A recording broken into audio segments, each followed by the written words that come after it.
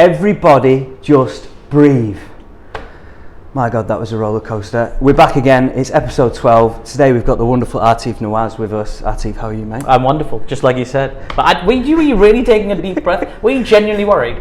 Yeah, I was. Come on. I really was. I'm massively pessimistic as an England fan, and I know this England white ball team has done some special things, but in my heart of heart and my mind, it's still that England team from the early noughties where I grew up, where they could have easily thrown that away. Yeah, but now is the new era of England, right? They don't bottle it under pressure. Like, obviously, they've had some tough games, and somebody brought up how they sort of conceded 200 in a chase to Pakistan a few weeks ago. Different conditions, different environment. When it matters, they turn up. Even that game against Ireland was like, rain, and you don't take anything away from Ireland. But this is a very, very strong England team. For my money, the best team in the World Cup.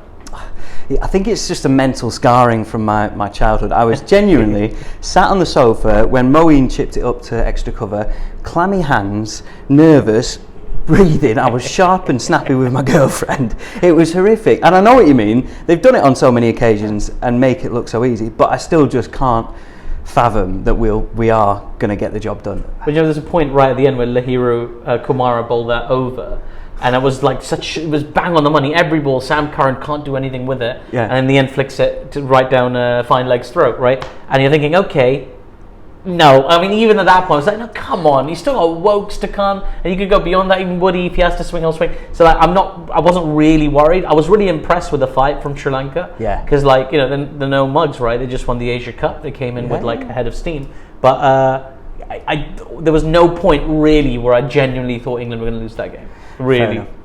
But the Sri Lankans were fantastic. I loved how they, like you said, they didn't give up at all. The captaincy was superb. The way he made it so difficult for the England batters when he brought the spinners on and took it as deep as possible. They were superb. I'm a little bit gutted. I had them as dark horses this tournament, but they didn't turn up against New Zealand, so disappointed about that. That's a hard group as well. You got New Zealand, Australia, England.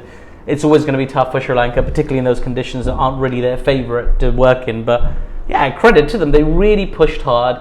I thought Lahiru has been fantastic all the way through, just an excellent bowler in the format. And then Mahesh Deekshana, I mean, you think people are, oh, Sri Lanka spin. I saw tweets from Michael Vaughan and various people saying 140 is going to be a tough chase. Come on, is it really? But then Mahesh comes in and bowls the way he does, and I thought again England just played through that power play. Yeah. At that point, it was their game. It's over at that point. Yeah, but then Sri Lanka, from just being dead, just come back to life and push them, and you got to rate them for that. They were superb. But yeah, one man I want to talk about, and this is point number 2, is Ben Stokes. Anyone who said he should... You're right there, mate. Sorry, fog in my throat. Anyone who said he shouldn't be in the team, that is a perfect example of why he should be in the team. Okay, his stats might not be great in 2020 cricket, but who cares? He gets the job done. He's the man I wanted there, and he was so calm, so cool, so collective. When everyone else was sort of throwing it away around him, I thought Livingston probably threw his wicket away, Moeen threw his wicket away, Brooks' wicket was soft as well. He just stayed calm, patient, got the job done. 40, only a couple of boundaries, but why would you think about dropping him? Yeah, I mean, Livingston's wicket really upset me, by the way, because I had 15 different puns preloaded in my drafts on Twitter, ready to go. They just say you're gonna have to wait now until he plays a blinder. Livingston on a prayer was one of them. Anyway, I mean, Ben Stokes, he's the kind of player you can't measure with numbers. Right, he's not about the average or the strike rate or the Ben Stokes is like the aura of Ben Stokes. If you go back to sort of classic cricket, it's like someone like Sachin Tendulkar. When you're bowling to Sachin Tendulkar or a Brian Lara, it doesn't matter what kind of run of form they're in. It doesn't matter what they're at, what's everything behind them, the weight of their achievement.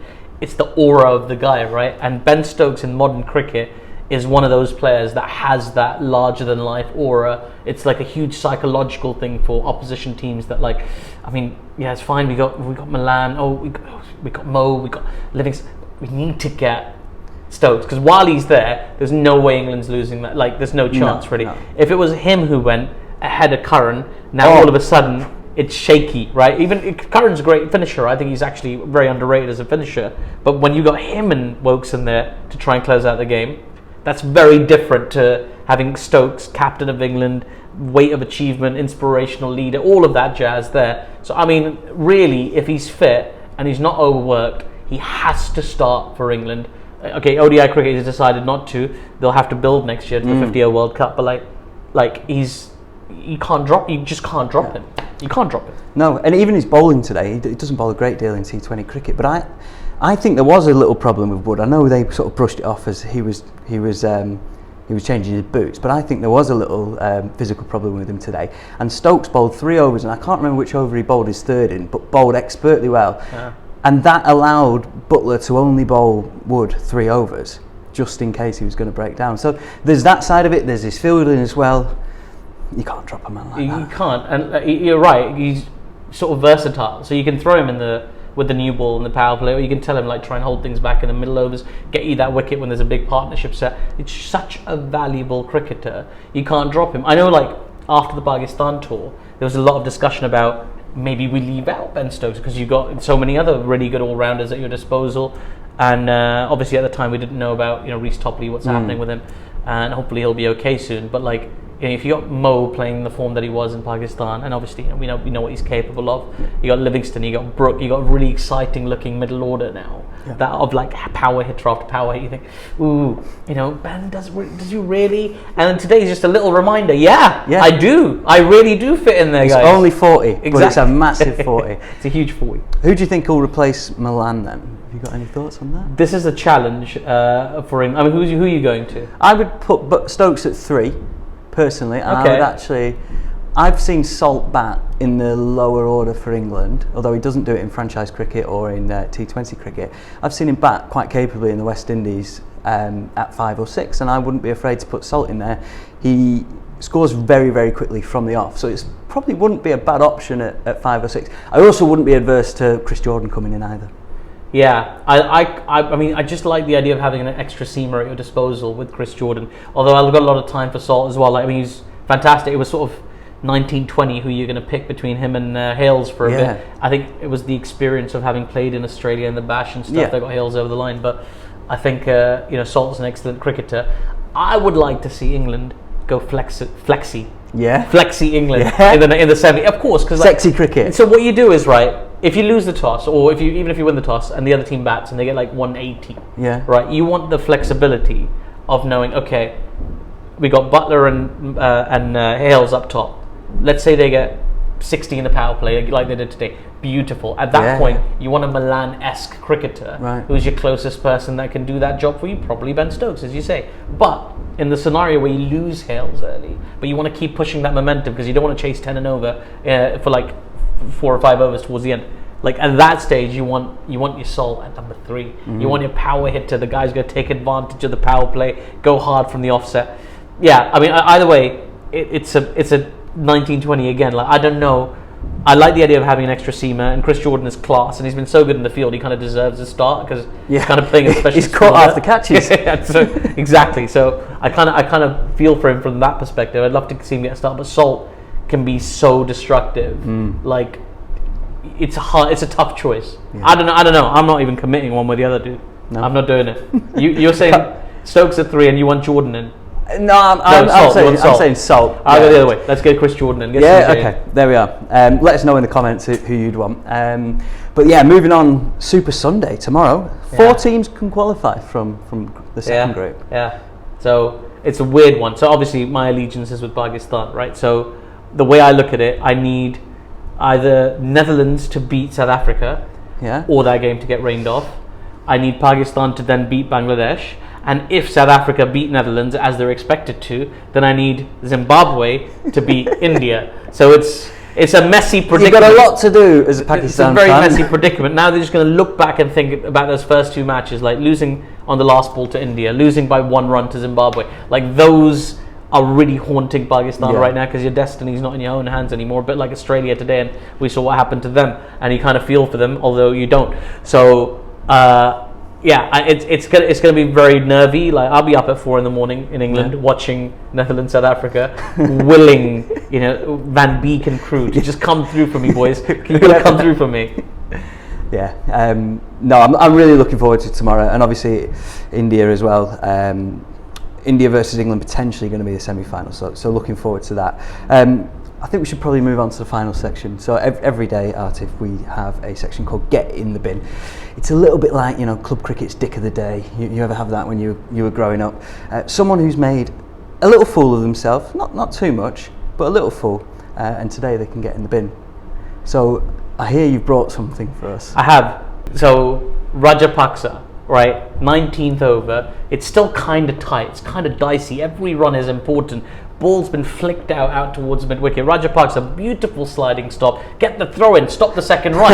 For no reason whatsoever, the most unnecessary relay throw. He chucks the ball up to the other fielder to throw the ball in. And you're thinking, why did you do that? Like, it was so unnecessary. And it was so casual as well. Like, I get it. Like, if it was me, and I'm sliding across the turf and I pick up the ball so nicely, I'm going to feel good about it as well. But I don't play for Sri Lanka in international cricket. You do. Like, get the ball in quickly. Put pressure on the batter. They got back for an easy 2, and ultimately, at that stage, each individual run takes pressure off. So it probably didn't lose them the game. But I was just watching the TV, just like in disbelief. Like, what a moment for a relay throw. It was like about 30 yards as well. He had to throw it. I mean, it was a perfect relay throw. I think it was Hasaranga who picked it up. Hasaranga picks it, throw it. Yeah, and it was fine, but it cost them an extra 4 seconds. I'm going to say. Yeah. And it was just unnecessary. It felt unnecessary. It was just I was watching like, why did you do that? There was no need to do that. So like that's a very sort of. It's a silly one, but I think it's a reasonable complaint. I think that's a perfect one. So Rajapaksa, you can get in the bin. I tell you what I think as well. Whoever sent Alex Hales to stand next to Owen Morgan, is it Danny? Is he the comms guy? So, I mean, I gotta say, right? I think Morgs has been amazing. Yeah. Like, people try to make a lot of that. Like, not just journos, but even like his broadcast colleagues are constantly like, this will be awkward and stuff. But Morgs has really kind of held his professionalism. Like, I think when he's commented on or commentated on Hills, he's kept it quite balanced. He's called it down the middle. There's no bias whatsoever. Like, I think that's really cool. Like, I know when they were doing the interview, it felt like Hills was like just avoiding eye contact with Morgan. It felt like, but I mean, having been in that scenario, I can tell you that sometimes you're positioned in a way that makes it very difficult for you to just spin around and have a look at your color commentator, your co-commentator, or whatever. So I think it's okay. Like it's nice, it's fun sometimes to be like, ooh, it's like school gossip, isn't it? Exactly. But the truth is, I think Morgs has done it quite nicely, and like. I think he's smart enough to know that Hills, the way he's playing, is going to be a part of the England setup for a while. So and he's moved on. He's playing a different role now. He's not part of the team management. He's part of a broadcast, and I think he's doing a really good job. Yeah, he is. And Hales could go to the 50 over World Cup next year. He's making a strong case for himself, particularly today. I thought he batted really well, and I think next year's 50 over World Cup we'll see a lot more influence from the 20 over format, and as well, people are going to go harder. You're going to get some big scores, particularly on some of those tracks in India. Yeah. So I reckon. Oh, I don't know if I put myself out there, Tim. I reckon the first ever. The first ever 500 run score in ODI really think? Will happen at next year's World Cup.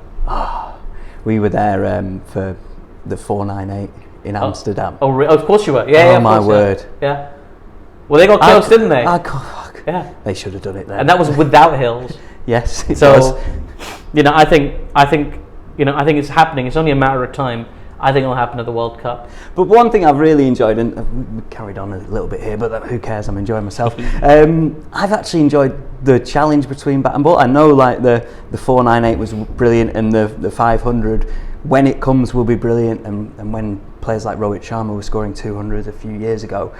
But I've actually enjoyed the T20 World Cup this year, where every ball seems like there could be a wicket. Yeah. Like, there's an opportunity to get a wicket every single ball, whether that's through good spin bowling, good pace bowling, good swing bowling. I've really enjoyed that side to it. Yes, they haven't been massive scoring games, but they've been fucking interesting. They have. I mean, I was watching just the end of that South Africa-Pakistan game, where Pakistan fresh off losing, like they've got that memory of 48 off 18 in their mind now from the India game. So it's like but like they held the nerve so well, and like there were 2 death overs. One was from Naseem Shah and one was from Mohammad Wasim Jr. And there were 2 contrasting styles of death overs, but both so effective. Yeah. So you had Naseem Shah banging his Yorkers, right? It was Mohammad Wasim banging his Yorkers every single ball in the block hole. Perfect execution, perfect consistency, zero margin of error, and just beautiful execution, which is great. And then you've got Naseem Shah come in and bowl a completely different kind of death over, where it's slower balls into the surface, slower balls in. So you're absolutely right. The art of bowling in T20 cricket is at a different level. But I feel like the game is evolving very, very rapidly, and the way the influence of that's going to happen on Test cricket. Sorry, I beg your pardon. Well, they will be on Test cricket, but one-day cricket, it's going to be more telling. And I think you don't need as much of that to go in your favour if you're a batter as you do as when you're a bowler, because you can bowl beautifully for 5 deliveries and still go for a 6, maybe 7 if you bowl over the step. So, I think it's coming, man. Yeah. I think that 500 is coming. I can't wait for it. I would put money on it. It's coming. I reckon it's coming. Pakistan, you reckon they'll do it? Oh, I'd love to see them do it, but I think really my money's on England. And again, without being disrespectful to any of the lower ranked nations, it'll be like one of them, like a Holland type. I mean, Holland aren't going to play next year's World Cup, I don't think, but one of those one of the region. Region. Yeah, fair enough. Anyway, Aatif, thanks so much for coming in. It's been an absolute joy. Really, we should have let you lead it. BBC's very own. Well, I'm very professional and very formal, so no. This is jokes, man. But yeah, thanks so much. Munners will be on tomorrow. So he'll be back from downhill USA. Tomorrow. I'm joking about it. You're the man. What are you getting upset for? Just chill, relax. It's okay. Put the daiquiri down, relax. You'll be all right. He likes his daiquiris. Yeah, loves them. Thanks very much, and thanks to Sixes Cricket again. Hopefully England will be in the final next Sunday. It will be open for breakfast, so get booking.